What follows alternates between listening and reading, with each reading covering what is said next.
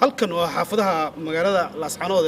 xaafadaha Agaska waa halka ay ka socdaan dagaalada aad ka culus ee dhexmaraya ciidamada xaqdarka gobolada Sool Sanaag iyo ciidamada Somaliland waxa ka muuqda burbur xoog leh kaas oo saameeyay guryo fara badan guryaha dhamaantood arkaysan dhamaantood shacabka waa ka qaxeen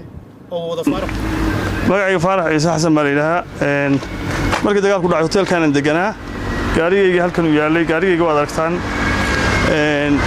uu gubtay madfac baa ku dhacay uu shuf beel hadda waa u jeedin qasaaro badan baa meesha ka dhacay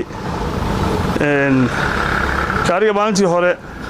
xabadaha ku dhacay xabadaha aad aragtid maalintii hore ku dhaceen iyo taayirkaana wuxuu ahaa way ku dhacday laakiin maalmo kadib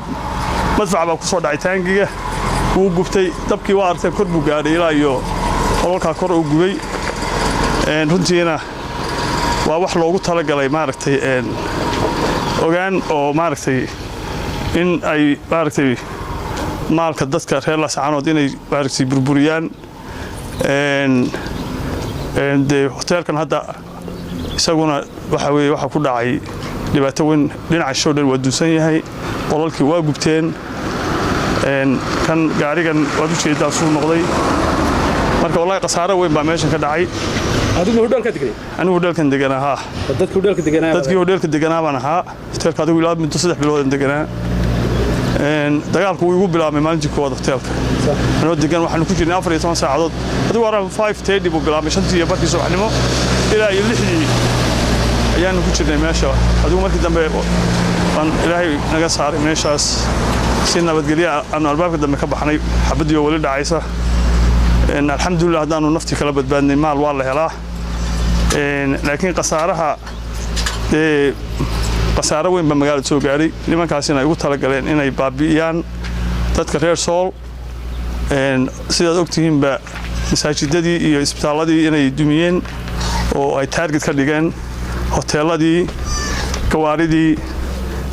marka nimankaasi way ugu soo talagaleen inay baabi'iyaan dadka reer Sool laakiin ilaahay ma wax baabi'in kara Mr. gaariga xabad ma gubina gacan baa lagu gubay wallahi siday tahayba gacan waa habeenkii ereyadan lama soo gali jirin marka xabadii ugu horeysayna markay ku dhacday kolley waxay ku dhufteen bay inay taangiga ku dhufteen xabad iyo waxaan garanay ma joogin markuu gubtay iyo inay ogaan dab u qabadsiiyeen laakiin gaarigii waa gubtay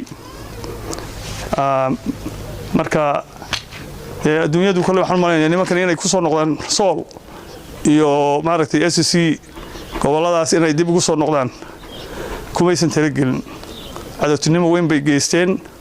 laakiin shacabka SSC way iska caabiyayaan waan iska celiyeen ilaa iyo waa dagaalamayna inta uu hal qof ka nool yahay reer SSC alxamdulillah waanu guuleysan doonaa insha Allah waa mahadsantahay Maxamed Cawiil Kawte magaalada Laascaanood